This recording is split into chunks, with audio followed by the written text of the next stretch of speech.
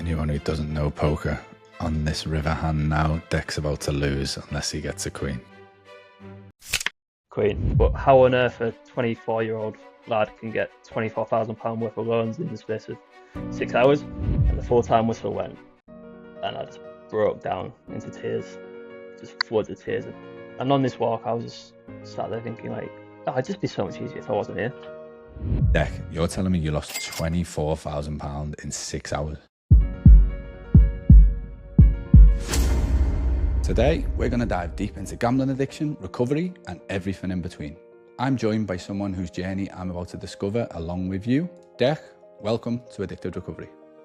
Thank you very much for having me, mate. Pleasure, mate. Thank you so much for taking the time. Right, tell me, what do you do for a living and what do you like to do in your spare time? So I am a kitchen designer. I work from home for like a family-run company. Absolutely love my job. In my spare time, I watch a lot of football. I like playing basketball. And I've got 2 cats, so I spend quite a lot of time with them as well. Can I ask who you support in football? Liverpool. This conversation's already off to a bad start. Right, I don't know much about you. However, I do know your last bet date was June 2023. Mm-hmm. However, I believe you have some ink that says otherwise. Can you tell me that story, please? I do. So I don't know if you'll be able to see it on the camera, but there's a date there. It's 16th of the 8th, 2019. And I got that as a memorial for my last bet date. I was like, if I get tattooed on me, there's no way, I'll ever bet again, because then I'll just be that idiot, with the hand tattoo that's got a date that doesn't mean anything. And it turns out I am that idiot that's got a tattoo that doesn't mean anything. So it shows the power of the addiction, doesn't it? Yeah, it's crazy. It does. But now it also serves as almost like a double thing. You've got it now. Did gamble again, so it's like a double reminder, I guess. Yeah. No, I can see that. Yeah, it's good. It's good that you've got that there, and it's something that you can regularly see. I like it. Yeah, I can laugh about it now. Obviously, I wasn't laughing at the time, but I can laugh about it now. Right. Tell me about your biggest gambling memory, whether it's positive, negative, your biggest win, your biggest loss. Tell me about it and tell me how it made you feel in that moment. My biggest memory is probably my first win when I turned 18. So I opened my gambling account. That wasn't my first experience with gambling, but that was my first big win. It was, I remember the game, it was Liverpool, Man United, round of 16, Europa League, and I had Sturridge to score, Lovren, Henderson, and Fellaini to be booked, and it was like 125 to 1, and I put a tenner on it, and it won like 1,250. And I remember watching, and everything came in. I just needed Fellaini to be booked. And obviously back then he was elbowing people all the time. He got booked every game. So I was like, this is going to come in. About 68th minute, I think, he got booked. And I just remember that rush of feeling of wow. 18 years old. I wasn't working at that time. I literally had £20 pocket money here and there. I just remember winning. And I was like, wow, this is going to, I'm going to make a living from this. This is easy. I've just turned £10 into £1,250. And I'll never ever forget that feeling. It was just pure rush, the adrenaline. I'll never ever forget that. Yeah, I'm nodding along. I'm feeling that buzz, that rush. I'm remembering it all myself. Yeah. Right. So your gambling started before you were 18. Then take me back to the very start. How did it kick into gear? So there's almost 2 lanes it went down. One of them's not really gambling. It was almost addiction. So when I was 14, I played FIFA. Like most kids do. And you can buy packs in the store with real money. So obviously I was 14, I didn't have any money. So I remember I went downstairs to ask my dad. I was like, can I have £10, put it on, open some packs, whatever. And he was like, yeah, of course. So he put his card on my Xbox. So I spent the £10, didn't get anything good. I was like, I'll just put another £10 on, it was nice. And I think I spent about £260 on my dad's card. And I was like, I didn't know what to do, I panicked, didn't want to tell him. And then, a week went by, nothing was said. I was like, got away with it. This is mint. Anyway, my dad's, I went in the car with my dad one day. He answered the phone. He's like, you haven't been able to pay your BT bill this month. Is there a reason for that? Goes on, checks his bank, sees all these, £10 transactions. I've never seen my dad look at me like that. I never got disciplined. I never got shouted at, but just a disappointment in his face. So although it's not gambling, it was the feeling of, I put £10 on, didn't get what I wanted, so I put another £10 on. So I think that's when it really my addictive personality just sort of started, which was quite scary, but I never thought anything of it. I just thought, oh, I'm 14. It's a stupid thing to do. I'll never do it again. And then 16 is probably when the actual gambling started, but it wasn't me. So me and my dad had a bet 365 account. So it's £5. He'd put £5 in. I'd tell him what to do because I'm a statter. So I love football. I love you know like how many corners we're gonna get. Like I remember Lukaku was starting for Man United. I was like, oh well, he's tall, so they'll whip the ball in a lot, so there'll be a lot of corners. Just stuff like that. So like £5 here and there with my dad. So, but I just wanted to put more on, and my dad was always like, no, £5. But that's probably like where it first started. But then it took a turn when obviously I got access to my own account when I was 18. I was nodding along to the using your parents' card at a young age as well. I did something very similar at 16. You said there the packs weren't gambling. They're not gambling for money, but it's still a gamble per se, isn't it? You're basically an unpredictable reward you're getting by putting money in. So it is still a gamble, just not gambling for money. And yet there's so many stories of that these days of the kids getting hooked on the packs and stuff. You know, I still play FIFA now, and obviously I'm at that age now where I don't put money on the game because I'm 27, I've got better things to spend my money on. But they shouldn't be allowed because kids just spend so much money. Right. So at 18, that big win, you're on top of the world. What did you do with that money? So I actually withdrew it. I think that's probably one of the 3 times in my whole life that I ever actually withdrew winnings. So I was 18, I had this money in my bank. I was like, oh, I'm just going to go buy stuff. So I went, bought myself some trainers, bought myself some, like a jumper. I was like, oh, this is the life. I can get used to this. And then, like I say, so I opened my account when I turned 18, and I was just betting £10, just betting £5 on corners. Corners were my main thing, like over 5 corners in the first half, or over 10 corners in the game. And every 3 o'clock game, I'd put over 5 corners in the first half. That was sort of my go-to bets, and they just kept winning. So I withdrew that money, but then I put £50 back in, turned that £50 into like £300 or whatever, and then withdrew it. So in my eyes, it was a way of making money. I didn't see anything wrong with it. Then I wasn't working at that time, so just slowly I just put it all back in, and I lost it all. Like maybe I had £10 left, but like I said, I wasn't working at that time. And then I finally got my first job. So it was a 40-hour contract at B&Q. So it was about £1,300 a month, which for an 18-year-old with no bills whatsoever, I didn't pay rent at that time, I didn't pay board or anything like that time. I just had all this spare money. And that's when it like really took a turn, because when you've got access to money that you don't need to spend on anything else, that's when it like took over, sort of thing. Your life just revolved around gambling. Basically 100% of your income's going out on gambling because, like you said, you've got no expenses.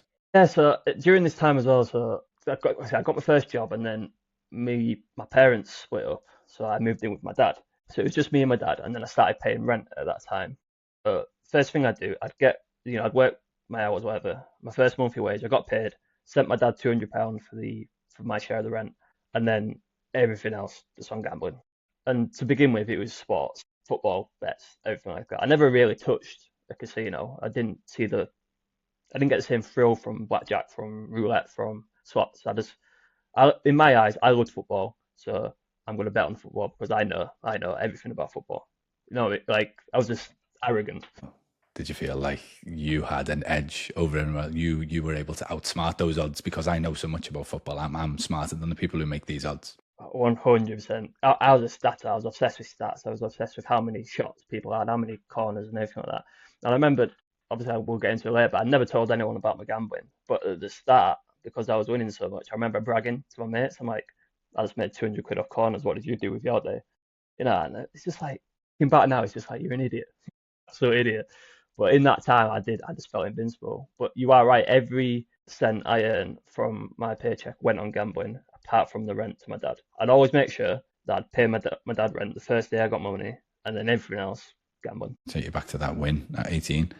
Did you tell any of your family about that win, or did you already begin with the isolation and keeping the secrets already? Yeah, so I never told them about a big win. I never told family, actually. I always told friends, not about that big win, but I told friends about, making 200 quid here and there, like, oh, you should do this, you should get on the bets that I'm getting on.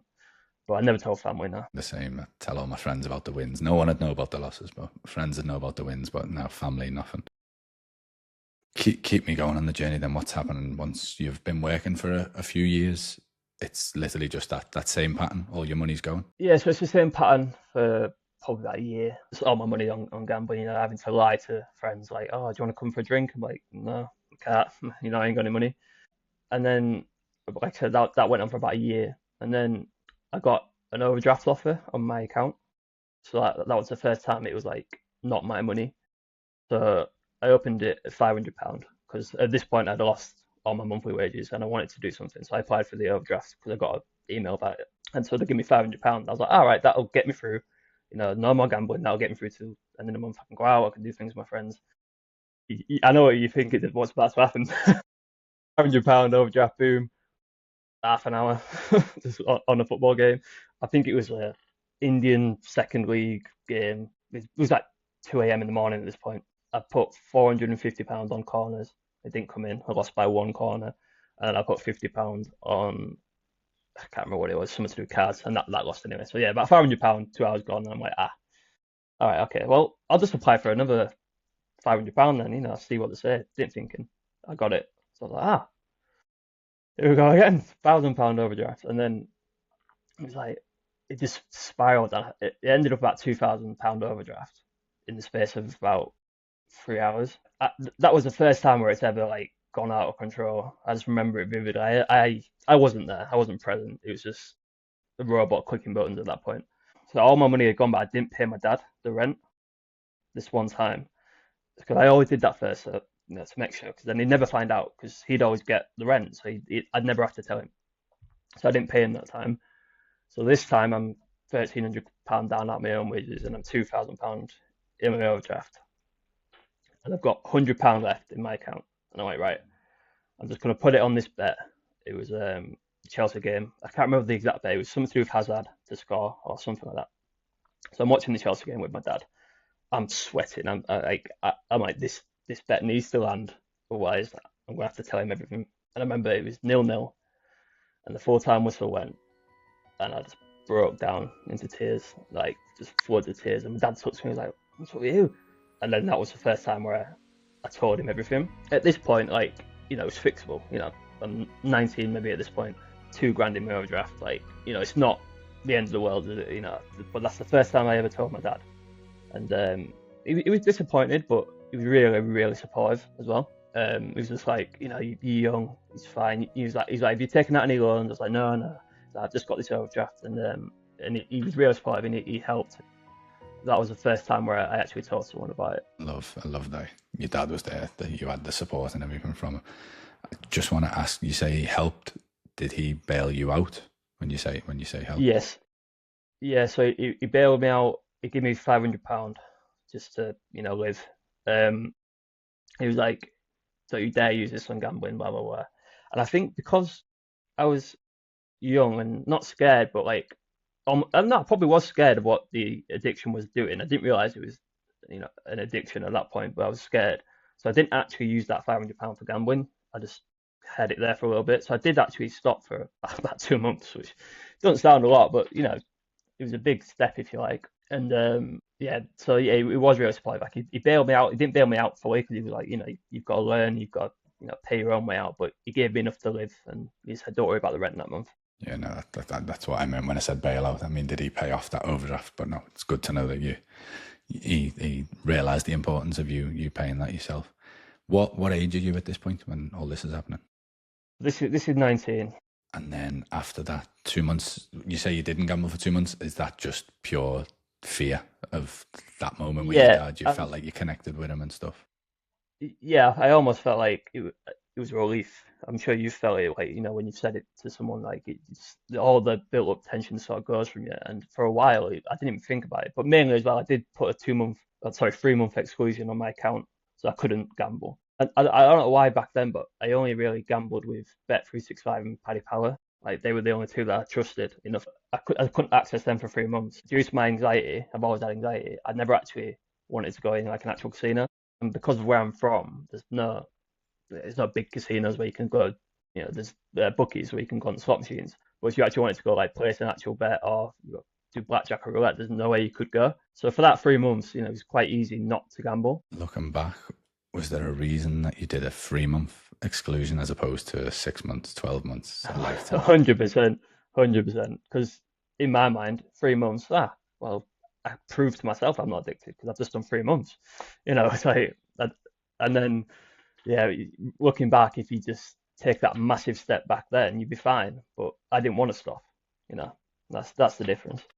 Yeah, you just wanted to control it. I've proved to myself I Hmm. don't gamble for 3 months. I can control it now. I'll go back and just do a small bet. What's happened? Talk me through that process of after the 3 months when you've gone back to it. How has it Hmm. began? Has it began in control and then gone out of control, or is it just straight back into the fire? Straight back into worse, like worse. So during that 3 months, obviously, I haven't really had any outgoings. I'm just sort of, I've got about 2,500 maybe just in my bank because, like I said, I don't have anything to do with it. So I open up my Paddy Power account. I decide, oh, I'm going to try blackjack.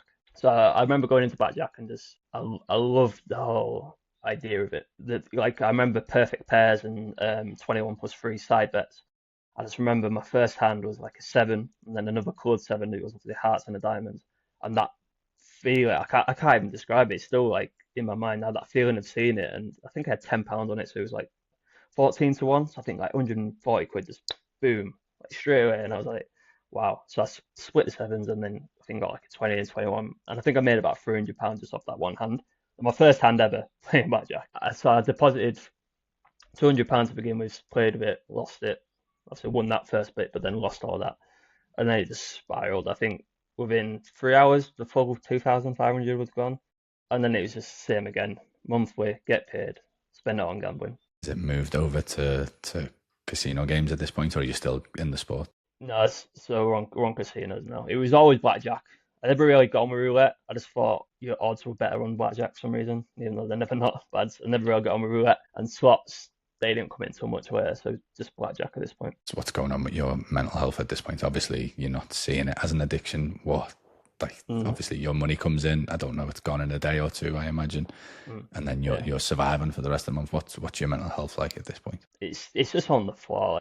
I'm just sat there thinking, I'm 19, maybe 20, I don't know, probably 19. I'm just like, I'm earning all this money. I'm working 40 hours, I'm working really hard, doing all these, long shifts. So it was horrible work. I hated it. And then at the end of the month, I'd get paid and it'd all go. And I'm just sat there thinking, like, why? Why are you doing this to yourself? I was just devastated in myself. Like I couldn't, I couldn't eat, couldn't sleep. It was always just in the back of my mind, that sinking feeling in your stomach. So like you could always tell, I could always tell my dad again, but then it's like two times. I can tell him the first time, but two times, no, I can't. So I'll get through it. Shame and fear of admitting the addiction is keeping you trapped inside of it. 100%. Is there a point, like you're still not seeing it as an addiction, you're only 19, 20 at this point. Is there a point that you're reaching where you're sort of thinking, is your mentality, I'm going to get this big win. Once I get this big win, I'll stop. Once I get this big win, I can turn it all around. Yeah. So my plan was obviously am I in overdraft at this point? Yeah, I think I'm still technically in overdraft at this point, even though I had 2,500 savings. Some of it was part of the overdraft, so I'm still in overdraft. So my whole point was I'm just going to get this money, I'm going to get a big win, and then I can pay off my overdraft, and then I can just steadily gamble. Like that was my mindset. I'll just steadily gamble. Once I've paid everything off, I'll just steadily gamble. Not that that's ever going to happen, but in my mind, I don't know what I was chasing. I really don't, because even if I got the win, like so what? I mean, like I'm not going to tell anyone, so I can't go spending thousands of pounds because people ask where you got that money from. So I couldn't even enjoy the winnings, even if I did get them. Yeah, it's so isolating, isn't it? Because the secret life that Mm, you live in, you can't tell anyone about the wins. You can't tell anyone about the losses. It's such a lonely mm. place to be. Lead me up to the tattoo on your hand.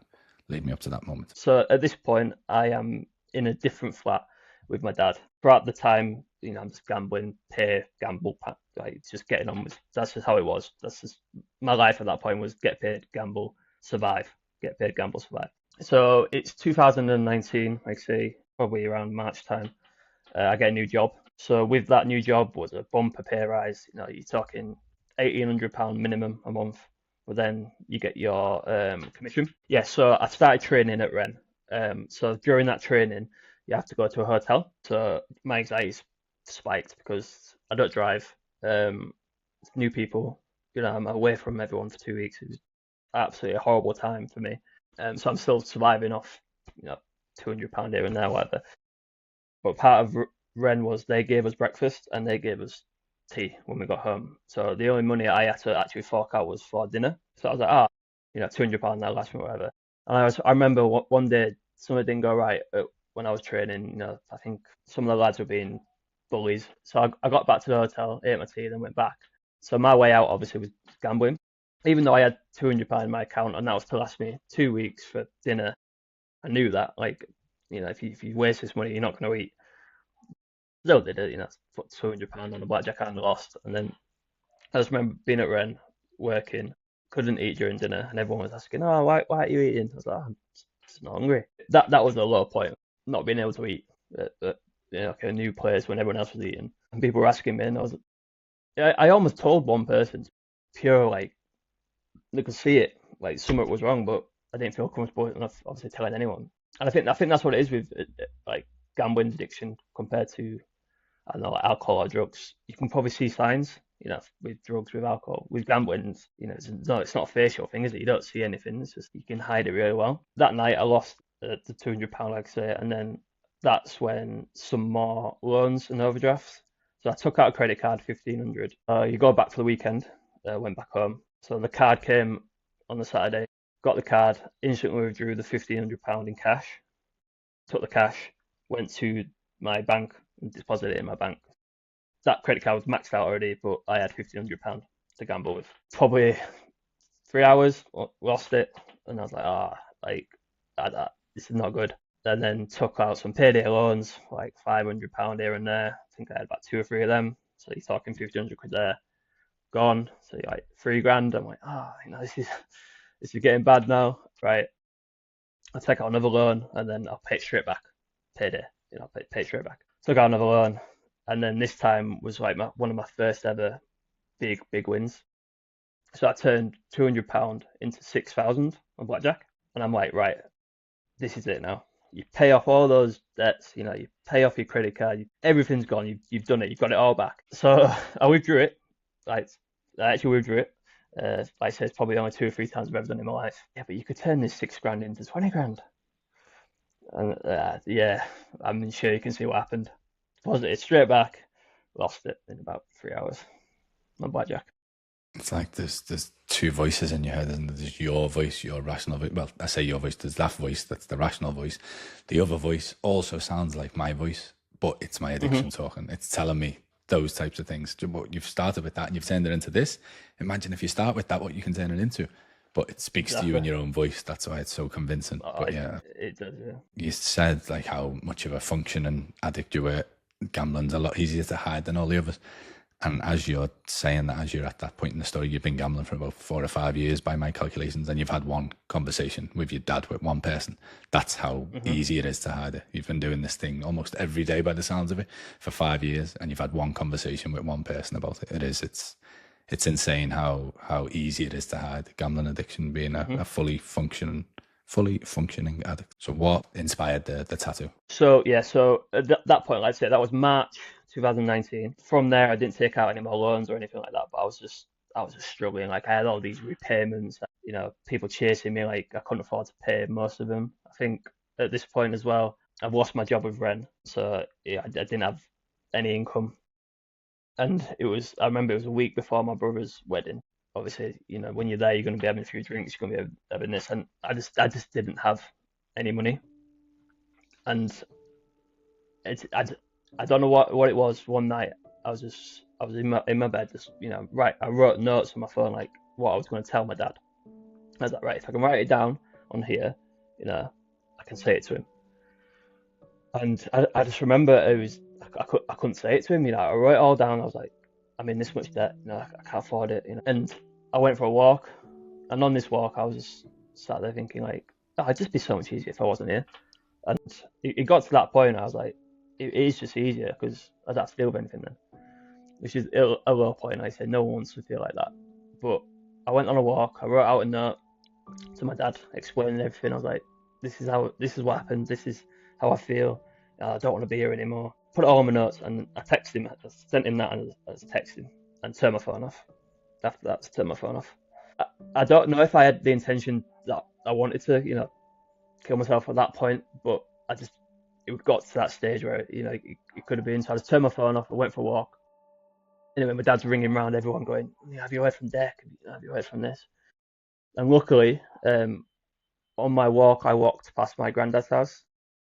And every time I walked past my granddad's house, I'd go in. I'd never not do that. And I didn't go in that time. So he's rung my dad going, like jokingly going, oh, Dex just walked past my house, little shit. Like, why ain't he coming in and said hello? And my dad was like, oh, he's not answering his phone. All this has happened. Do you know where he is? And he went, yeah, he'll be on the riverbank. And that's where I was. I was just walking along the riverbank, head down. He didn't want to talk to anyone.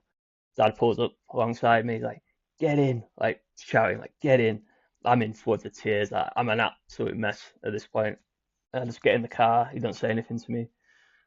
We drive to my granddad's, and he comes out with £1,000 in cash from my granddad. Gives me 500, takes £500 for himself because he's struggling at this point as well. We can barely afford to live, and we go home. He still doesn't say anything to me. He just gives me this £500 and like to obviously live and get through everything. And then he's like, right, we self-exclude. We go on GAMStop. Your wages from now on, so I was applying for jobs. He's like, any wage you get now is going in my bank account. You're not having access to any money. We're fighting this addiction. You go into therapy, and that was it.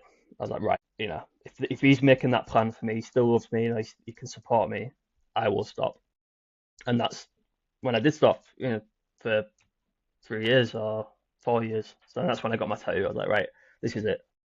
This addiction is not taking my life anymore. Because, I've been working however many years at that point, 4 or 5 years, and I had nothing to show for it. Absolutely nothing. I lived with my dad in a rented flat, didn't drive, didn't have a car. I had nothing. I've been working all these hours and I had absolutely nothing. First, just thank you so much for being so vulnerable and sharing such a painful memory. How important was it that you went past your granddad's house on that day? Like, how important is your granddad to you looking back on that? It's almost like it was meant to be. I never go that way. Like if I was going to walk to the riverbank, I wouldn't go that way. But I did that day for some reason. And that's, looking back now, it's massive. It really is massive. There with you then, walking along the riverbank. Just picture you walking with your head down, your dad pulling up. It sounds like your dad was amazingly supportive at that point. He was understanding of it, and he's helping you put all the blocks in place and stuff. Talk me through how that went. Yeah, so he was very, like I say, supportive. He didn't understand it. He's open with me on that. He doesn't understand it because he can gamble on the footy, and that's it. If he loses, he loses. That's why he doesn't understand it, but he's very supportive of it, and he tries to understand it, which is the nicest thing. So so the date on my hand, that is when I registered for GAMStop. So you put your details in. I even put like my secondary email in. I put my second phone number in, just so if I ever tried to sign up to anything, I couldn't do it. So at this point, I think I'm about maybe £7,000 in debt, which it's a lot of money, but it's manageable. I'm young enough to recover from this. Loads of people are in debt. Just because it's gambling debt doesn't mean it's worse debt. I'm self-excluded from anything. I'm in therapy, gambling therapy. Because of my anxiety, I can't go to group therapy. I don't know. I just didn't feel comfortable, so it was online. She helped me understand it, and I felt normal almost when I was speaking to her because she told me about some past experiences, and it just felt good. I felt like I was in such a better place. I was slowly paying off my debts. I was getting money from my new job. What did you get from that? I'm a big advocate for gambling counsellors. I got so much from the two that I've seen across my life. Talk to viewers through that.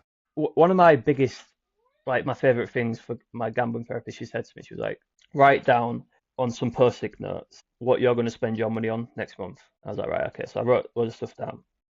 And then she was like, write on another post-it notes that if you gambled, you wouldn't be able to do any of these things.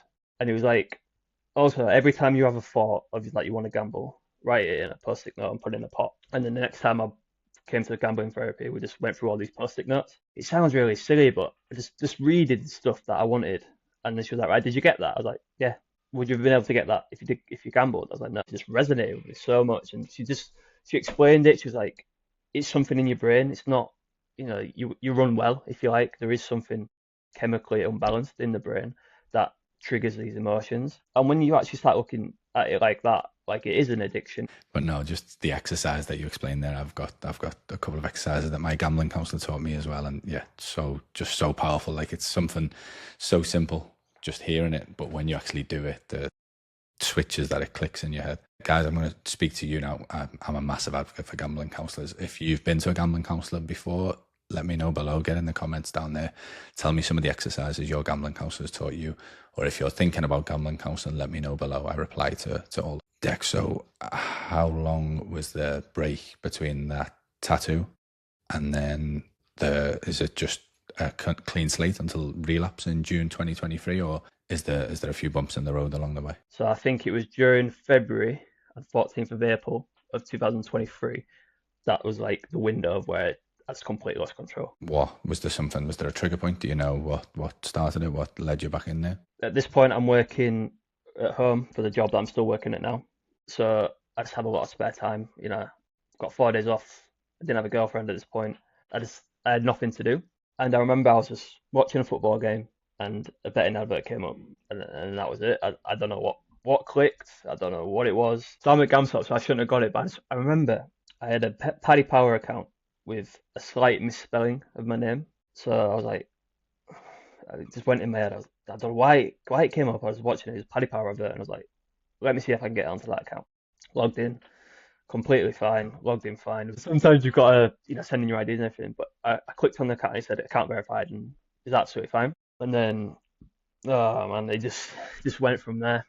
Because obviously I wasn't gambling for so long, I had quite a bit of savings. I was going to buy a house. I was going to do all this. It was just absolutely chaos. I think I had about £5,000 in savings, and it was gone within the hour. Like I'm just sat there, and like after that I lost that. Like I said, it was on blackjack. It was just so fast. After that hour, I was just sat there like, what's just happened? I'm 3 years clean. Sorry, nearly 4 years clean. I'm sat there like, what just happened? Like, I'm in complete disbelief. It's amazing. Amazing is the wrong word. It's Yeah. incredible. Again, not the right word. Just how No, I know what you mean. How it can just come back like that. Like you said, almost 4 years without doing it, and then the depths we go to. Go on, I'll just try it, see what happens. Oh, and then I bet you, as that account got authorized with the misspelling of your name, I bet you that felt like a win. You were like, here we go, we're going again, and you've deposited the money, withdrew the money. Like the depths we go to. It's insane is the word. There we go. I finally found a good word to describe it. Yeah. I was going to, during those 3-4 years, I filmed TikToks, like explaining my story. I was helping people. Like people were messaging me on Instagram going, "How'd you do it?" And I was just like, "Oh, this is what I did." Almost like we are doing now, helping other people. I was actively helping people stop. I was posting TikToks about it. I was being really open, being really vulnerable and open. And then everything I just said to them, I didn't do myself. It's almost like I couldn't believe it. I was so disappointed in myself. I do a few Gamblers Anonymous meetings every week, and I'm guilty of it today. It's so much easier to give advice than to follow your own advice. But tell me more about the TikToks and the social media stuff. You're not gonna like it. It was like Liverpool TikToks, like going to the games, filming funnies like short clips and things. And then, like I said, I went onto the stream on Twitch. Did quite well. I had 1,500 followers on Twitch, averaging 60 viewers, 100 viewers.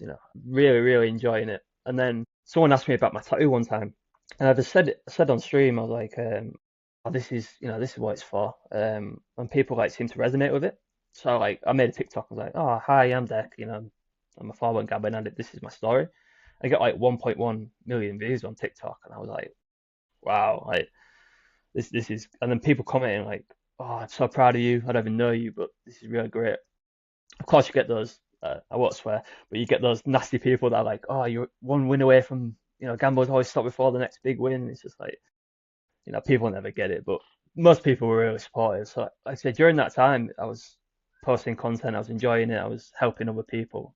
So yeah, it was really good. Like I felt good helping others. 1 million views on a video. I'm gonna have to pick your brains after this recording. Try and help me get some traction. I thought those headphones you were wearing looked a bit Twitch-like. I'm guessing they were from your streaming days. Gaming. Yeah, I'm gaming. Yeah, funnily enough, I sold all my gaming stuff for money for gambling. So was that one of the happier times in your life as you're giving back, as you're not only keeping yourself clean, but that feeling of knowing you're helping others and inspiring others to find that freedom that you've got. Yeah, 100%. I won't obviously say names, but I remember this 16-year-old messaged me. He's just sort of like a massive essay. He was like, "Oh, I've been gambling for this long. I've opened an account. I'm not 18, but they let me in, which seems to happen a lot." And he's just like, I'm £1,000 in debt. Can't tell my mum, can't tell my sister. And I just remember I FaceTimed him. I was like, oh, talk to me. He's 16. It's reminded me of myself at 16. I was like, I'm going to have to help this lad. And he FaceTimed me. He was like, oh, I'm £1,000 in debt. I was like, that's a lot of money to you, but in the grand scheme of things, recoverable. But you need to get help now. I said to him, I was like, you're 16. You can't even legally gamble, but your addiction's already kicking in. And I remember he was like, right, okay, yeah. So I sent him all these links, sent him some like therapy things and stuff. And I remember didn't hear from him for about a month, and I was like, it's not gone well, like, blah, blah, blah. And then he messaged me about 2 months later, and he's just like, hi, Deck, just want to say I've been gambling therapy for 2 months now. Glad I caught it early. My addiction was there, my gambling therapy told me that's how it starts. I hadn't heard from him since, so I don't know what's going on, but hopefully, he got the help that he needed. And that feeling of like, I don't want to take responsibility for it because, he went out of his way to go to gambling, but the fact that I gave him those tools and he used them, that was a great feeling. Yeah, there's no better feeling, is there? Like you say, and No. you're not responsible for them entering recovery, but just knowing that you gave them a little push in the right direction, and then they've done it themselves and they've started. I love receiving comments like that. People saying, "I'm on day 16 thanks to your videos." There's no better feeling. Right, back to your story. Tell me that last day of the bet leading into your first day of the recovery journey that you're on now. I paid off all my debt at this point, like I said, so I had 5,000 in savings. So I put that in, that's gone. Because I'm a bit older, because my credit history is good at this point, 3 years, no credit, like I paid everything off. Like, my credit history is really good. I lost the 5,000 and I'm just so disappointed. I was like, half my deposit. So I was like, right, I'm going to get it back. Don't worry about it, I'll get it back. So the first loan was £8,000 from Nationwide. So in my eyes, I'm like, right, £8,000. So I'll put the £5,000 back in my savings, and then £3,000 was almost gambling money, if you like. Because at this point, I'm still in my like addictive mindset. Because this is the same day that I've lost the £5,000 within an hour. So I applied for the loan, didn't expect to get it. Obviously, I got it, and it was in my bank within half an hour. So I got the £8,000, deposited all of it, played some blackjack. I felt really cool because you can have solo tables if you spend £1,000. So obviously no one else is there.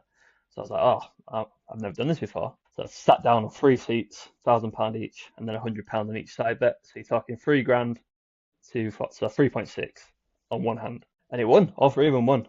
Deal went bust, and I was like, oh my God, like, wow. And again, I'm not in any debt at this point. So at that point, I could have withdrawn the 11,000, paid the £8,000 loan, and then I've got £3,000. So I'm probably £2,000 down from what I had. I'd probably estimate 45 minutes just completely gone. £11,000 just completely gone. So in literally what, a 3-hour window so literally in a 4-hour window, you've done £16,000. Yeah. What's going through your mind once you've lost that last hand? Like, I'm just numb. Like, I can't feel absolutely anything. That sinking feeling you get. I'm just like, again, like, you've done it again. But then my addictive alter ego, so to speak, takes over, and it's like, get it back, get it all back. Apply for another loan, £5,000 loan from this dodgy company. I think it was, didn't expect to get it. I've just taken that one £8,000 loan. There's no way they're going to give me this. Gets accepted. Gone in an hour and a half. Another loan, and I know it was £24,000 worth of loans, credit cards, overdraft in the space of about 6 hours, all accepted, all given to me. And you look back and there's almost you don't blame them because they don't know. But how on earth a 24-year-old lad can get £24,000 worth of loans in the space of 6 hours, I'll never know. But it's just the way the world is, I guess. But all of that went like on blackjack. And at this point, I'm like, oh, I'm in big trouble here. £7,000 from my previous debt. That's manageable. That I can pay that back. £24,000, like I'm in a lot of trouble here. At that point, I have no money. I have no access to money. I apply for more loans, I get declined. I have literally £0 in my bank, and I'm disbelief. But I get paid weekly in my new job. I was only 2 days away from getting like £500, but I worked out all my debt repayments, like all what I owed and how much it was going to cost per month. It was around 1,800, and I wasn't even earning that. So at this point, my debts are now more than my monthly earnings. So I'm in floods of tears. Again, I'm going to tell you a story. It's quite. So I'm a complete rock bottom. I can't believe I've done it to myself again. I'm so proud of myself. 3 years clean. It's all that's happened, and I just got that feeling again. I remember that night I was gonna, I didn't want to be here again at that point. I had it all planned out. I remember it was, I was ready to do it. I wasn't going to tell anyone. I had my notes written on my phone for my family and everything. And I sat down, opened a bottle of vodka, and my cat came and she nuzzled me on my head because she wanted feeding. And at that point, I just broke down. Went to go feed her, and I just sat there crying, and I just, like, I couldn't. It sounds so silly looking back. Obviously, my parents and everything like that, but I just couldn't leave her, like, there. It's like, looking back now, she saved my life that day, and it sounds silly. I know it's not silly, it's serious, but my cat that day, she didn't meow because she was hungry. I don't know. I was low, like £24,000. Like, I was in a lot of debt. I didn't see a way out. I wasn't earning enough to cover it. I knew I'd have to tell someone at that point, and I wasn't ready to tell anyone because everyone was so proud of me. And they was like, "Oh, you're doing your TikToks, you're inspiring others.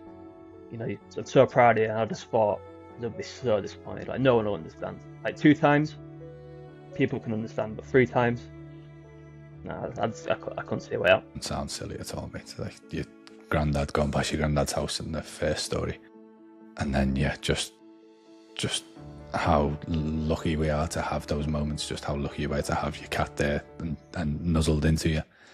It doesn't sound silly at all. As an avid animal lover, I completely relate to not wanting to leave her behind, if you like, not wanting to let her fend for herself. So nah, don't say it sounds silly, mate. It doesn't at all. And thank you again for being so vulnerable. I'm sure anyone listening who's never struggled with a gambling addiction is understanding how low it can take us, how low it can get you. Anyone who's on the cusp right now, thinking they may be developing an addiction, hopefully hearing these stories from you is going to give them the wake-up call and realise how serious it can get. So yeah, don't ever think you're being silly sharing stories like that, mate. You never know the person that you might help who's on the other side of the screen. From the rock bottom moment of not wanting to be here, how have you then propelled yourself into recovery? So I thought that was my rock bottom. There's one more rock bottom before I finally go back into recovery. I'm ready to tell my mum, because I live with my mum at this point. I was going to tell my dad, but I had to tell my mum because my mum was the one I was paying rent to at that time. It always came down to if I could afford to pay rent or not, whether I'd tell him, because if I could afford to pay rent, I didn't have to tell him. That was my mindset. I was watching YouTube. I don't know if you know who he is, True Geordie. Yeah, True Geordie podcast. Yeah. Yeah. So he was playing poker one night with Charlie Carell, who's like well-renowned poker guy. And throughout all of my gambling, I did enjoy poker, and sounds silly. I was like, right, I can win it all back. Yeah, I went from that really low moment of like, I'm ready to tell people, to, oh my God, no, I can win it back, and then I don't have to tell anyone. But I applied for one payday loan for £100, and I got it. I was like, right, I'm going to turn this £100 into £24,000. I can do that. There was this poker tournament on PokerStars, so it was £100 entry fee, and it was £100,000 grand jackpot tournament prize. So I think like 1,000 people went at the door, 10,000 people went at the door, whatever. And the winner got 44,000, second place got 26, third place got 14, and then obviously from there lowers it out, and PokerStars take a bit, to keep it all running. So I'm just playing poker. At this point, it was more to just pass the time, like, so I didn't have to tell anyone. I was sort of just passing the time because obviously poker takes hours upon hours upon hours. So I think I'm about 6 hours deep. It's 5 a.m., 6 a.m. or whatever it is. I'm in the top 10. So I think I'm guaranteed think it was 3,000. So at this point, I'm sort of relaxed a little bit because, I've got that safety net. Now I'm still 25 grand in debt, but I've got this £3,000 safety net guaranteed. And I was the lowest on the table, ready to go out. And then I had queens in my hand. I'm down to like a few thousand chips. So I go all in, fold, and then the big, like number one with all the chips, snap calls. I'm like, oh no, and then fold, so it comes back to me. I've got queens, he's got aces. I'm like, the dream's over. Anyway, flop comes, it's like a 6, a 2, or 3, like meaning nothing. The turn, it's like another 6 or something like that, means absolutely nothing. Anyone who doesn't know poker on this hand now, deck's about to lose unless he gets a queen. Queen. I was like, wow. So I doubled up my chips. I'm like, wow. So he's still in because he's big dog. Anyway, so I'm sort of just floating about, staying alive, trying to. They call it the bubble, don't they? You bubble, you win the money, and then you're just trying to survive so you can go up a ladder. So you can go up one place, earn the extra 1,000.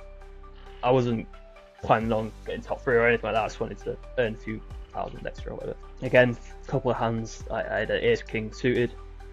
Flop comes 2 diamonds, and then the river, another diamond. Flush, knocks another person out. It's like, just a feeling. I was like, oh my god, I could actually do it. But all goes, I'm in the top 3. So that's 13 grand guaranteed. So like I said, at this point, I'm pretty much like, I think I can get second here, and that's 24, 23 or something like that. So that's pretty much, debt free. It's all back, and so I keep playing. I struggle to remember the hands, but I remember I was in the top 2. I was like, right, this is it. I can't actually believe it. I've made everything back, like I said I was going to do. And that's if I finish second, not even if I win it. I actually win the tournament. I know it sounds fake, but I actually win the tournament. £43,000. And I'm sat there like, withdraw it right now, pay off all your debts, and then you've got a deposit. You've got a deposit, you've got a car, you've got absolutely everything. So £43,000, tournament ends, and it's there. Numbers on the screen. Wow. I'm like, right, I'll use the £3,000 to go on a bit of blackjack. No. Round up to 50. I don't know why that number was in my head, but yeah, round up to 50. This time it wasn't in about an hour. Like I said, it took me about 5 hours. Like I said, the tournament finished at 7 a.m. I hadn't slept, and then it was about dinner time. So yeah, about 5 hours. Gone. Completely gone. Not only had I got rid of all my debts, not only did I have £20,000 mine to do whatever I wanted with, it was just all gone. And I always look back now and it's like, it was never about the money, ever. No amount of money was enough money. It was just that feeling. Like, I've just won a poker tournament with 1,000 people. Like, that should be enough, like dopamine, like, wow. And it just wasn't. And I don't think anything would ever be enough. Like, I could win 100,000 and I think I'd lose it. Because it's just money. It's not money, it's just numbers on the screen. I always use the same analogy. If you put £43,000 in cash in front of me, I'm not touching that. That's beautiful money. Because it's numbers on the screen, it's not real. I never had that money. That was my mindset. I'm doubting it, even if it was in front of you back in those. Obviously, not the deck I see in front of me now, but back then, I'm sure if I had have asked you before that tournament, if you got £43,000 on that screen, you'd be like, I'm withdrawing it. I'm not going to gamble it. Yeah. But then you got into it. So I don't know. Back when we were gambling, even if it was cash, like I was in person casinos, so mine was chips, but I still had to hand my cash over to get those chips. I couldn't agree more with you. It was never about the money.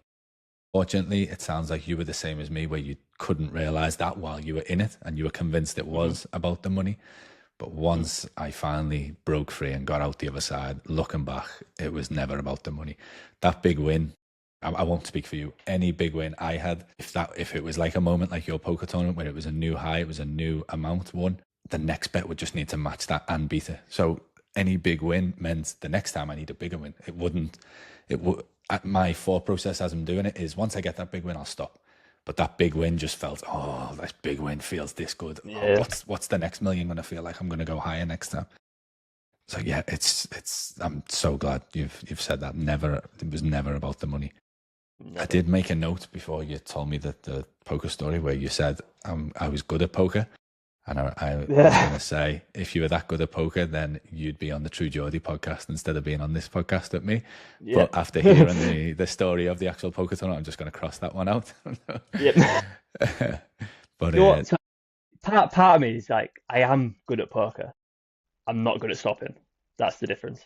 yeah, I was going to say something along them lines. So that poker tournament, that was the last bet. After that, it was time to get into recovery. What was the first step that you took to get into recovery? So I told my dad straight away through text, obviously because he wasn't in the country at that time. He was in Wales.